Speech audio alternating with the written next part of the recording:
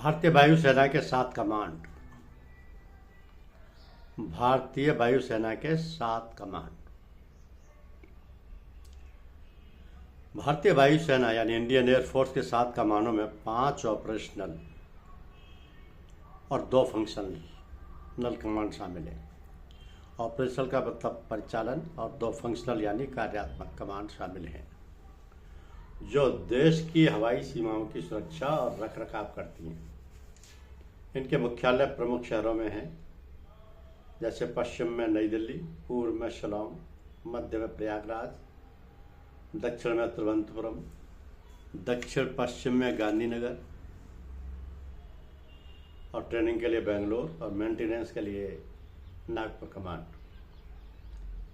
तो भारतीय वायुसेना के 7 कमांड और उनके मुख्यालय इस तरीके से हैं कि पश्चिम वायु कमांड, वेस्टर्न एयर कमांड नई दिल्ली, पूर्वी वायु command, eastern air command Shillong Meghalaya, central air command या केंद्रीय वायु command Prayagraj Allahabad Uttar Pradesh, southern air command Thiruvananthapuram Kerala, दक्षिण वायु कमांड जिसे कहते हैं, south western air command Gandhinagar Gujarat, दक्षिणी पश्चिमी वायु कमांड, प्रशिक्षण कमांड यानी ट्रेनिंग कमांड बेंगलुरु कर्नाटका, रखरखाव कमांड यानी मेंटेनेंस कमांड नागपुर महाराष्ट्र,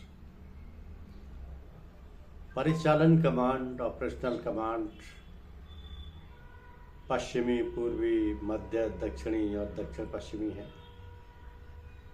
कार्यात्मक कमांड फंक्शनल कमांड प्रशिक्षण और रखरखाव कमांड है। इन कमांडों का उद्देश्य भारत के हवाई क्षेत्र की सुरक्षा, रक्षा और विभिन्न परिचालन अभियानों का प्रबंधन करना है। इनका प्रबंधन करना है। ये जो कमांड हैं,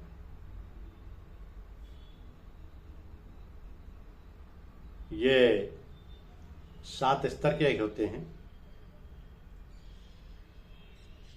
7 स्तर के मायने ये है कि